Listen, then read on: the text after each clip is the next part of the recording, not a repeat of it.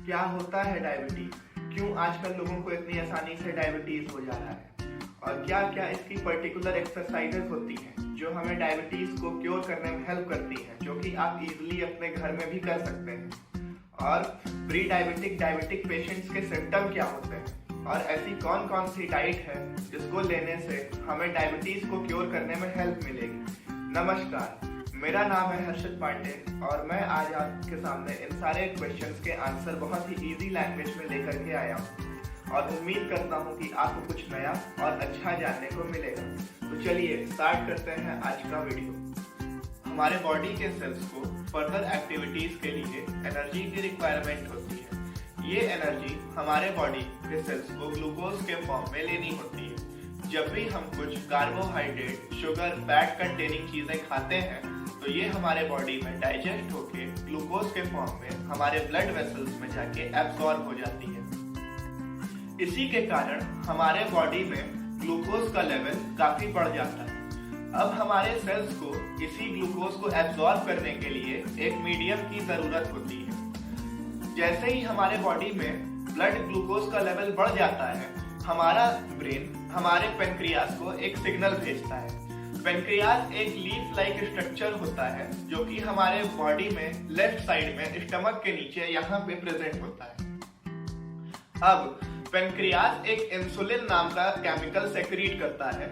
Insulin ही वो एक medium है जिसकी वजह से सेल्स ग्लूकोज को एब्सॉर्ब कर पाती है। ये इंसुलिन सबकी बॉडी में एक पर्टिकुलर अमाउंट में ही निकलता है। इसी इंसुलिन के निकलने का अमाउंट डिसबैलेंस हो जाने की कंडीशन को हम डायबिटीज बोल देते हैं। डायबिटीज 2 टाइप्स के होते हैं, टाइप 1 और टाइप 2। आइए हम दोनों के बारे में जानते हैं। अगर हम टाइप 1 डायबिटीज की बात करें तो इसमें क्या होता है कि पेनक्रियास का वो हिस्सा जो इंसुलिन सेक्रीट करता है, या तो उसमें कोई डिफेक्ट आ जाता है या तो वो खराब हो जाता है, जिसके कारण हमारी बॉडी में ब्लड ग्लूकोज का लेवल काफी बढ़ जाता है। ये टोटल डायबिटीज के पाए जाने वाले पेशेंट्स में से सिर्फ 10% लोगों में ही पाया जाता है, जिनकी उम्र अधिकतर 40 साल से कम की होती है।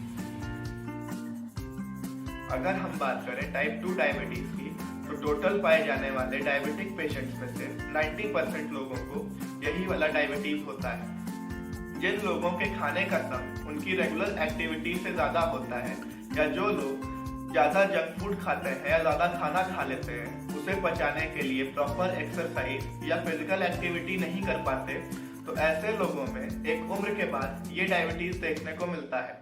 ऐसा इसलिए होता है क्योंकि हमारी बॉडी एक्स्ट्रा खाने को फैट के फॉर्म में अपने ऊपर एब्सॉर्ब कर लेती है। अब जो इंसुलिन का अमाउंट हमारी बॉडी में 50 kg में निकल रहा था, वही इंसुलिन का अमाउंट अब 80 kg में निकल रहा है। ऐसे केस में रिलेटिव इंसुलिन डिफिशियंसी हो जाती है। इसीलिए हमारे बड़े हमें सिखाते हैं कि उतना ही खाओ जितना पचा पाओ। अगर आप ज्यादा खाते हैं तो आपको ज्यादा फिजिकल एक्टिविटी करने की जरूरत होती है। आइए अब जानते हैं इसके सिम्टम्स के बारे में। तो अब बात करते हैं डायबिटीज के सिम्टम्स के बारे में। अगर किसी के बॉडी में ग्लूकोज का अमाउंट काफी बढ़ जाता है और हमारे सेल्स उसे एब्सॉर्ब नहीं कर पाते, तो उस बढ़े हुए ग्लूकोज को बाहर निकालने का काम हमारी किडनीज करती है, जिसकी वजह से डायबिटीज के पेशेंट्स को बार बार यूरिनेशन होती है। बार बार यूरिनेशन होने की वजह से उसके बॉडी में काफी वाटर लॉस भी होता रहता है। वाटर लॉस हो जाने की वजह से उसे बार बार प्यास लगती है और सेल्स में ग्लूकोज ना एब्सॉर्ब हो पाने की वजह से उसे बार बार भूख भी लगती है। जब पेशेंट के यूरिनेशन में ग्लूकोज का अमाउंट काफी बढ़ जाता है तो वहाँ पे बैक्टीरिया अपना घर बना लेते हैं, जिसकी वजह से इन्फेक्शन का खतरा हमेशा बना रहता है।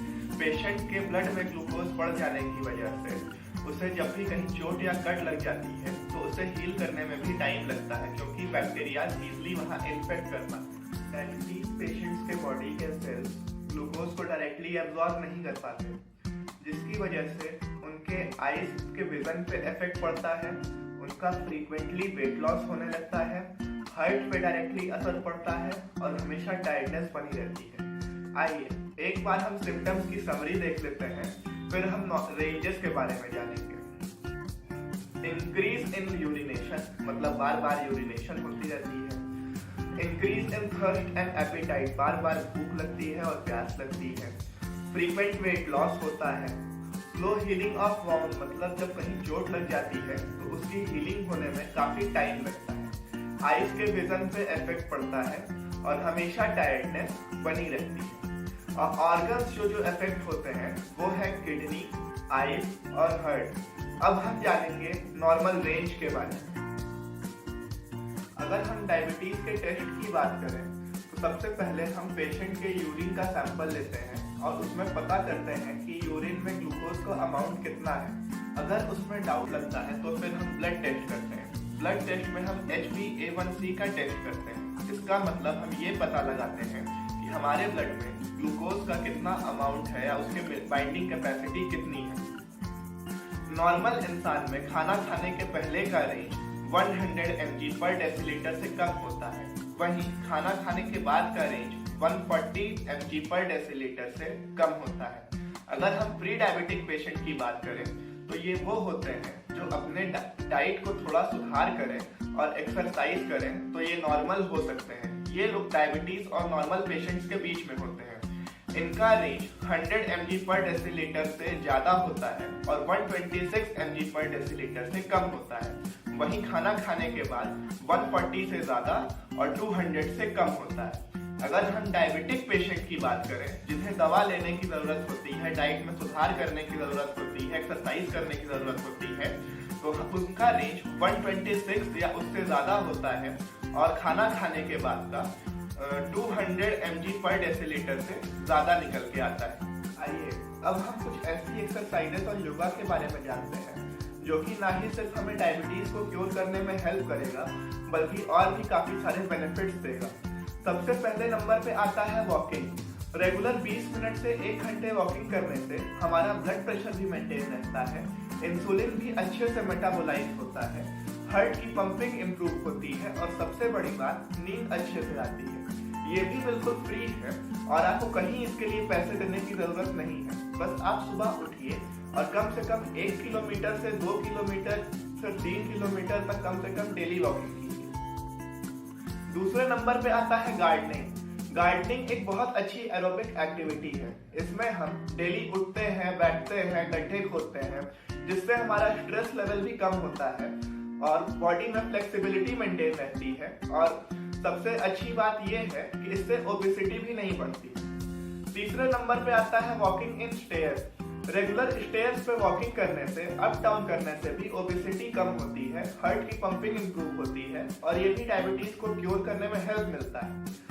बट ध्यान रहे, जिन लोगों को ज्यादा ओबेसिटी है या जिनके जॉइंट्स में अक्सर पेन रहता है उन्हें थोड़ा स्टेयर्स को अवॉइड करना चाहिए। फिर आता है साइकिलिंग। रेगुलर 20 मिनट साइकिलिंग करने से भी हमारा ओबेसिटी कम होता है, स्ट्रेस लेवल कम होता है, लंग की फंक्शनिंग अच्छी होती है, ब्लड प्रेशर मेंटेन होता है, जिसके करने से सबसे बड़ी बात तो ये है कि नींद भी काफी अच्छे से आती है और बहुत अच्छी एरोबिक एक्टिविटी है। उसके बाद आता है डांसिंग। रेगुलर आप अपने घर में या फिर कोई डांस क्लास ज्वाइन करके 20 मिनट से 1 घंटे तक की डांसिंग कीजिए, जो कि करने से आपको काफी फायदा मिलेगा, ना ही सिर्फ ओबेसिटी में बल्कि आपके बाकी के सारे बॉडी फंक्शंस। आइए अब हम जानते हैं कुछ योग आसन के बारे में जिनको करने से उनको ना ही सिर्फ डायबिटीज में क्योर मिलेगा बल्कि बाकी सारी रेगुलर कॉग्निटिव परफॉर्मेंस को भी इंक्रीज करेगा। और सभी लोगों से ये रिक्वेस्ट करना चाहता हूँ कि अपने लिए कम से कम 1 घंटे निकालें और योग आसन जरूर करें। आइए जानते हैं। सबसे पहले हम बात करेंगे प्राणायाम की। प्राणायाम करने से स्ट्रेस लेवल डिक्रीज होता है, स्लीप क्वालिटी इंप्रूव होती है, ब्लड प्रेशर अच्छा रहता है हमेशा, लंग की फंक्शन इंप्रूव होती है और कॉग्निटिव परफॉर्मेंस को भी, डेली परफॉर्मेंस को भी बढ़ाता है। इसके इतने सारे बेनिफिट्स हैं कि अगर हम सिर्फ इसके बेनिफिट्स की बात करें तो एक अलग से वीडियो भी बन जाएगी। दूसरे नंबर पे आता है मंडूक आसन।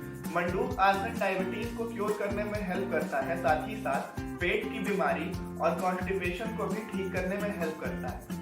फिर आता है योग मुद्र आसन। योग मुद्र आसन सभी बॉडी फंक्शन को ठीक करने में हेल्प करता है और स्ट्रेस लेवल भी इससे डिक्रीज होता है। फिर आता है गौमुख आसन। गौमुख आसन से हमारी मसल्स अच्छे से स्ट्रेच हो जाती हैं, बॉडी में फ्लेक्सिबिलिटी बनी रहती है, बॉडी का ओवरऑल पॉस्चर ठीक होता है, बॉडी का ब्लड फ्लो भी ठीक होता है। फिर आता है धनुरासन। धनुरासन बॉडी के सभी फंक्शन को मेंटेन करने में हेल्प करता है, साथ ही साथ स्ट्रेस लेवल को भी कम करता है, उसके साथ जॉइंट पेन में भी काफी हेल्प करता है। फिर आता है कपालभाति। कपालभाति सभी गैस्ट्रिक प्रॉब्लम्स को ठीक करने में हेल्प करता है, इंसोम्निया नाम की बीमारी को भी ठीक करता है, स्ट्रेस लेवल डिक्रीज करता है और इसके अनगिनत फायदे हैं। फिर लास्ट में आता है शव आसन। शव आसन पूरी बॉडी के फंक्शन को ठीक करने में हेल्प करता है और सबसे बड़ी बात स्ट्रेस लेवल भी इससे डिक्रीज होता है और रात में नींद भी अच्छे से आती है। जिन लोगों को नींद ना आने की समस्या होती है वो लोग ये सारे आसन को जरूर करें और डेली लाइफ में इसे अपने इन्वॉल्व करें। अब हम कुछ ऐसे डाइट के बारे में बात करेंगे जो कि डायबिटिक पेशेंट अगर फॉलो करे तो उसे डायबिटीज को क्योर करने में काफी हेल्प मिलेगी। तो आइए शुरू करते हैं। कार्बोहाइड्रेट कंटेनिंग फूड्स को सीधा अवॉइड करना है। दूसरे नंबर पे जंक फूड को सबसे ज्यादा अवॉइड करना है। तीसरे नंबर पे अगर आपको सुबह उठ के चाय पीने की आदत है तो आप मॉर्निंग में ग्रीन टी ले सकते हैं। उसके साथ स्नैक्स में कुछ बादाम, अखरोट या पिस्ता जैसी चीजें आपको फायदा करेंगी। ब्रेकफास्ट में आप मिल्क ले सकते हैं, उसके साथ साथ हाई ग्रेन फूड ले सकते हैं जैसे दलिया, ओट्स, रोटी, बेसन का चिल्ला, स्प्राउट्स। दोपहर के खाने की अगर हम बात करें तो आपकी थाली आधे कच्चे वेजिटेबल से भरी होनी चाहिए। अगर आप कच्चे वेजिटेबल नहीं ले पाते हैं तो उसे स्टीम कर लीजिए और सलाद के फॉर्म में लीजिए। 1/4 थाली आपकी प्रोटीन से भरी होनी चाहिए जैसे दाल, राजमा, छोले, पनीर, चिकन एक्सेट्रा। फिर लास्ट 1/4 थाली अनाज से भरी होनी चाहिए जैसे रोटी, ओट्स एक्सेट्रा।